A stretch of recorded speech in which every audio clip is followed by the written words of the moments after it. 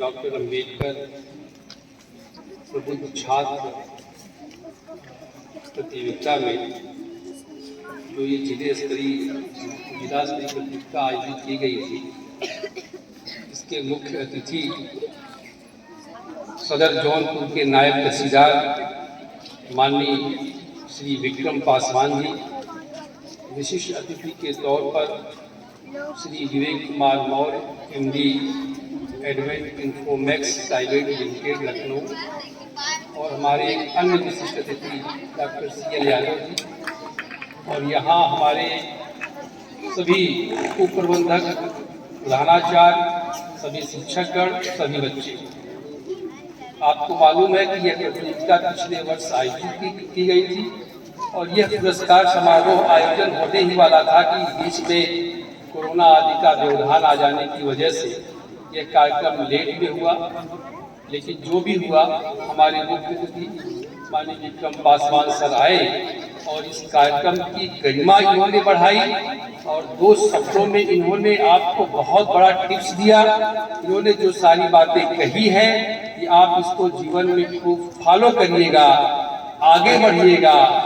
और ये जो प्रतियोगिता हर वर्ष आयोजित की जाती है और इसी 26 दिसंबर को नेक्स्ट जो एग्जामिनेशन है, इसी 26 दिसंबर को है, कार्यालय में फॉर्म रखा हुआ है। 26 दिसंबर को यही प्रतियोगिता सेम आयोजित की जाएगी, जिसका प्राइज डिस्ट्रीब्यूशन फिर अगले वर्ष आयोजित किया जाएगा। हम अनुरोध करेंगे कि अगर हमारे विक्रम पासवान सर जौनपुर में रहेंगे तो पुनः आपके बीच में मुख्य अतिथि बनकर के आएंगे। आपको मालूम है, प्रतियोगिता आयोजित करने से पहले आप सभी को यह बात बताई गई थी कि यह प्रतियोगिता 70% जो अंक है वह सामान्य जनरल नॉलेज से संबंधित है, यानी हर फील्ड का। लेकिन 30% जो अंक है जो निर्धारित किया गया है वो ऐसे महापुरुषों के जीवन पर आधारित है जिन महापुरुषों के अंदर टैलेंट होने के बावजूद उन्हें जो सफलता मिली थी वो जाति, विषमता, अन्याय, अत्याचार, शोषण, उत्पीड़न को सहने के बाद, यानी टैलेंट तो सबके अंदर होता है। कुछ लोगों को सामाजिक ऐसी अवसर मिलता है कि उनके पास अगर टैलेंट है तो टैलेंट का उपयोग करके आगे बढ़ जाते हैं। लेकिन कई बहुत वर्ग ऐसा है हमारे देश में, कई बच्चे ऐसे हैं, छात्र हैं जिन्हें टैलेंट होने के बाद भी जो हमारे देश में ऊंच नीच, छुआछूत, सामाजिक असमानता, अन्याय, अत्याचार है, उसकी वजह से उनका टैलेंट पीछे रह जाता है।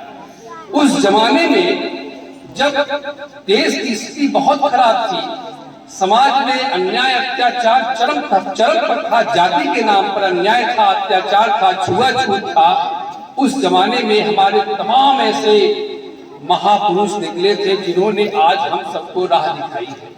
उनके बारे में बच्चों को जानकारी हो, बच्चे उनके बारे में अवगत हो, इसलिए यह प्रतियोगिता आयोजित की जाती है।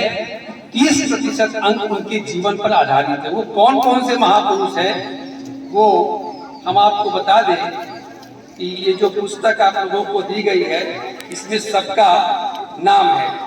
इन महापुरुषों में जैसे भगवान बुद्ध हैं, सम्राट चंद्रगुप्त मौर्य हैं, प्रियदर्शी सम्राट अशोक, महाराजा बिजलीपासी, संत शिरोमणि गुरु रविदास, महारानी अहिल्याबाई, महामना ज्योतिबा राव फुले, वीरांगना झलकारी बाई, ज्ञान ज्योति सावित्री बाई फुले, महारानी अवंतीबाई, नारायणा गुरु, कृषक नायक मदारी पासी, राजश्री छत्रपति साहू जी महाराज, लौह पुरुष सरदार वल्लभ भाई पटेल, शहीद बिरसा मुंडा, संत गाडगे महाराज, स्वामी अच्युतानंद चलियर, रामा स्वामी नायकर, डॉक्टर चंद्रशेखर वेंकट रमन, विश्व ज्ञान प्रतीक डॉक्टर BR अम्बेडकर, शहीद आजम उधम सिंह, लाल बहादुर शास्त्री, बाबू जगजीवन राम, त्याग मूर्ति Mother Teresa, Periyar Lalai Singh Yadav, Nelson Mandela, Ram Swaroop Verma, missile man doctor APJ Abdul Kalam, बहुजन नायक कांशीराम और वीर बाला मलाला यूसुफजई। इन महापुरुषों के जीवन पर आधारित 30% अंक निर्धारित किया गया है। यानी आपके भीतर इन महापुरुषों को भी जानने की ललक पैदा हो। जब आपको अंक लेने का, पुरस्कार लेने की लालसा रहेगी तो आपको इन महापुरुषों को भी जानना जरूरी होगा। इन महापुरुषों में एक माता सावित्रीबाई फुले थी, एक ज्योतिबा फुले थे, स्वयं बाबा साहब अम्बेडकर थे। इन्होंने तमाम झंझावातों को, सामाजिक अपमान को सहते हुए, टैलेंट होना तो अलग बात होती है, लेकिन जो सामाजिक झंझावात होता है, जाति के नाम पर जिसको नीचा दिखाया जाता है, किसी को ऊंचा कहा जाता है, कोई अपमान सहता है, इन अपमान को सहते हुए हमारे तमाम महापुरुषों ने बहुत संघर्ष किया, जिसमें कि माता सावित्रीबाई फुले थी, ज्योतिबा फुले थे। आप सबको चूंकि आज बहुत कम समय है, नहीं तो इनके बारे में हम डिटेल में आपको बताएंगे, ऐसे भी क्लास में आपको बताएंगे। माता सावित्रीबाई फुले थी जो पढ़ने नहीं, उनको पढ़ाने नहीं दिया जाता था। उनको जब वो उनके मन में उत्कट ये इच्छा हुई कि मैं अपने गांव के बच्चों को पढ़ाऊंगी, उन्हें योग्य बनाऊंगी, तो वो जब पढ़ाने जाया करती थी तो कुछ लोग जो शिक्षा विरोधी हुआ करते थे उनको पढ़ाने से मनाही करते थे, उनके ऊपर गोबर फेंकते थे ताकि उनका मन पढ़ाने से विचलित हो जाए। लेकिन उन्होंने दृढ़ प्रतिज्ञा करके उन अपने क्षेत्र के गांव के लोगों को पढ़ाया। धीरे धीरे उन्होंने काफी स्कूल खोले और समाज में जागरूकता लाई। उसी तरीके से उनके पति ज्योतिबा फुले थे, उन्होंने भी शिक्षा के जगत में बहुत महत्वपूर्ण काम किया सामाजिक परिवर्तन के क्षेत्र में, ताकि जो समाज के दबे कुचले शोषित पीड़ित बच्चे हैं उनके अंदर एक भावना पैदा हो, पढ़ने की भावना पैदा हो, समाज में स्वाभिमान के साथ जीने की इच्छा पैदा हो। इस तरीके से तमाम महापुरुष, बाबा साहब अम्बेडकर के बच्चों, वो उनको क्लास के बाहर बैठाया जाता था। सोचो अगर आप में से किसी बच्चे को, सब बच्चों को क्लास में ये बैठाया जाए, इसमें से किसी बच्चे से ये कहा जाए कि तुम क्लास के बाहर बैठ करके ब्लैक बोर्ड देखोगे, तो आपको कैसा लगेगा? आपको अच्छा नहीं लगेगा ना। आप लोग चाहेंगे कि हम क्लास में सबके बराबर बैठ करके पढ़ाई करें। लेकिन बाबा साहब अम्बेडकर जिन्होंने संविधान को बनाया था, उनको क्लास के बाहर बैठा करके पढ़ाया जाता था, इसलिए कि उनको छूने से छूत लग जाएगी तो लोग अपवित्र हो जाएंगे। यानी ऐसा हमारे देश में, हमारे समाज में ऐसी व्यवस्थाएं थी। उन अव्यवस्था में कुछ लोग ऐसे थे जिन्होंने अदम्य संघर्ष करके, अपमान को सह करके पढ़ाई किया, और पढ़ाई करने के बाद हम सब के लिए एक उचित अवसर दिया, मान सम्मान का अवसर प्रदान किया। आज हम इस अवसर पर अपने इन सभी महापुरुषों को बहुत बहुत श्रद्धा के साथ उनके चरणों में अपने को समर्पित करते हैं, उन्हें नमन करते हैं। आपको जिन बच्चों ने पुरस्कार पाया है वो तो बधाई के पात्र तो है ही, उन्होंने योग्यता का इजहार किया है। लेकिन जिन बच्चों ने, जो बच्चे लो रैंक के थे या जिन्होंने पुरस्कार नहीं पाया है, इसका मतलब यह नहीं है कि वो योग्य नहीं है। बस उन्होंने पार्टिसिपेट नहीं किया या दिलचस्पी नहीं दिखाई। योग्यता अयोग्यता केवल टैलेंट से नहीं होता, परिश्रम से भी होता है। आपने कछुआ खरगोश का भी कहानी पढ़ा होगा। यानी जो सतत प्रयास करेगा, सतत पढ़ता रहेगा, वो बड़े से बड़े टैलेंट वालों को भी पीछे छोड़ सकता है। इसलिए जो पढ़ाई में कमजोर हैं या जिन लोगों ने पुरस्कार प्राप्त नहीं कर सके, वो चाहे तो अभी से तैयारी करें, सतत परिश्रम करते रहें, अनवरत पढ़ते रहें। देखिएगा एक दिन आप लोग भी साइकिल पाने के हकदार हो जाएंगे।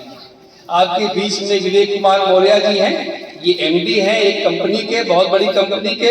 इन्होंने देखिए साइकिल दिया आपके लिए, फिर अगले साल ये करेंगे। इन्होंने भी तमाम झंझावात सह करके बहुत आगे बढ़े हैं। आप लोगों को भी इसी तरीके से संघर्ष करके आगे बढ़ना है। टैलेंट अपनी जगह है, टैलेंट तो आदमी को सफल होने के लिए सहायक तो होता ही है। लेकिन जो बच्चा अगर क्लास में कमजोर होता है, थोड़ा सा पढ़ने में कमजोर है, लेकिन अगर वो खूब परिश्रम कर जाए तो टैलेंट वालों को भी पीछे छोड़ देगा। एक ARTO साहब है जगदीश कुशवाहा जी, उन्होंने एक कविता लिखी थी कि खुद से करो जीत का वादा, अगर लक्ष्य है तुमको पाना। हार गए जो खुद ही मन से, नहीं लक्ष्य है उनको पाना। और मन जीता तो जीत रही है, हार गले में उसने पाया। ऐसा उन्होंने ये कहा। यानी मन के जीतने से, अगर जिसका मन मजबूत है जो मन से खूब मजबूत है वही जीत सकता है, वही जीत जाता है। आपको आगे बढ़ने के लिए 5 सूत्र आप लोग याद कर लीजिए। एक है शिक्षा। शिक्षा तो आपको बहुत जरूरी है। बिना शिक्षित हुए, बिना खूब पढ़े आप आगे नहीं बढ़ पाएंगे, ये बिल्कुल आप लिख करके रखें। गरीब से गरीब व्यक्ति भी अपनी बिगड़ी बना सकता है, अपने परिवार की बिगड़ी बना सकता है, अपने पूरे समाज की बिगड़ी बना सकता है। इसलिए शिक्षा, जैसे डॉक्टर अम्बेडकर ने कितने गरीब व्यक्ति थे, लेकिन वो शिक्षा के द्वारा ही पूरे भारत के संविधान के निर्माता हो गए। आज बिना उनका नाम लिए, बिना उनका संविधान को पढ़े, बिना उनके संविधान पर चले, देश का एक इंच भी यहाँ की कानून व्यवस्था, यहाँ का सचिवालय, यहाँ का कचहरी 1 इंच भी 1 सेकंड के लिए भी नहीं चल सकता। इसलिए शिक्षा बहुत जरूरी है। ये मत सोचिए खाली शिक्षा से ही सब कुछ नहीं है। अगर आपके अंदर संस्कार नहीं होगा तो आपकी शिक्षा फलीभूत नहीं होगी। संस्कार तो आप लोग जानते हैं, संस्कार के बारे में अगर बताना हो तो बहुत ढेर सारा टाइम लगेगा। लेकिन संस्कार आप जानते हैं, संस्कार कैसा होना चाहिए? बड़ों का कहना मानना चाहिए, ठीक टाइम पर उठना चाहिए, अपने अपने व्यवहार को अच्छा रखना चाहिए, और तमाम ढेर सारी बातें संस्कार में आती हैं जो आप अपने माता पिता से सीखते हैं। शिक्षा अर्जित करिए, अपने संस्कार को अच्छा रखिए, और संगति आपकी अच्छी होनी चाहिए। जितने बच्चे हैं सुन लीजिए, सबकी संगति। अच्छा, बच्चे हो चाहे बड़े हो, चाहे अधिकारी बैठे हो, चाहे कंपनी के बड़े बड़े एमडी बैठे हो, ये बात सबके लिए है कि आप सबकी संगति अच्छी होनी चाहिए। कबीरदास जी ने कहा था कि संगत से सुख उपजे, कुसंगत से दुख होए, कहे कबीर तह जाइए जहाँ अपनी संगत हो।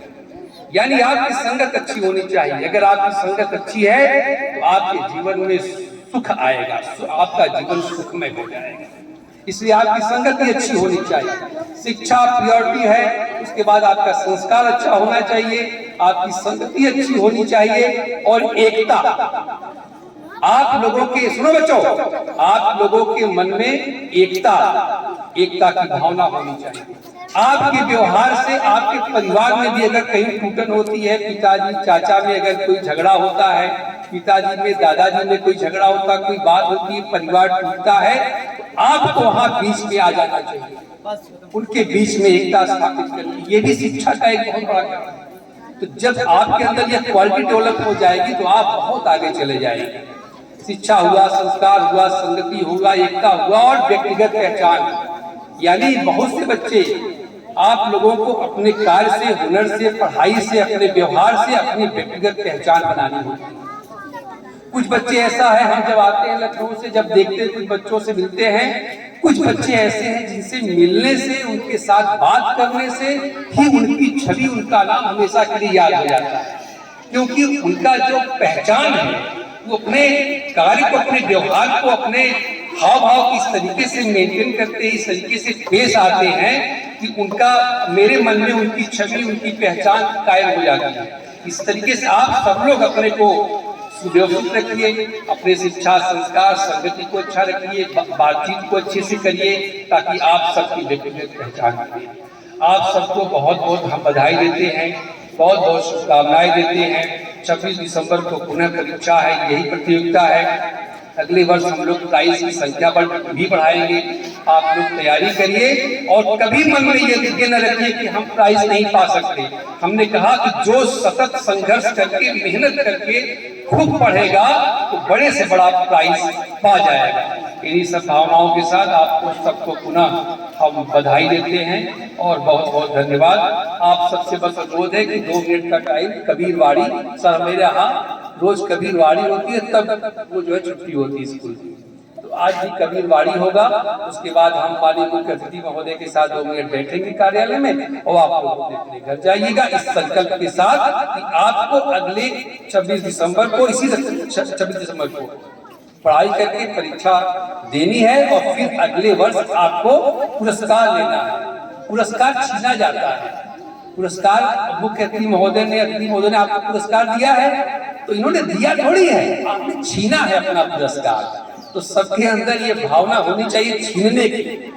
एक होते हैं बलवान व्यक्ति, होते हैं जो अपने बल से, अपने शरीर की ताकत से कोई चीज छीन लेते हैं, और जो टैलेंटेड होते हैं, बुद्धिमान होते हैं, जिसका संस्कार अच्छा होता है, जिसकी संगति अच्छी होती है, वो अपने टैलेंट से, अपने शिक्षा से बड़े से बड़ा चीज छीन लेते हैं। जैसे आज एक बच्ची साइकिल छीन लिया, रेणु यादव है, उसने साइकिल को छीन लिया, आपने दिया नहीं, उसने अपने हक का साइकिल छीन लिया।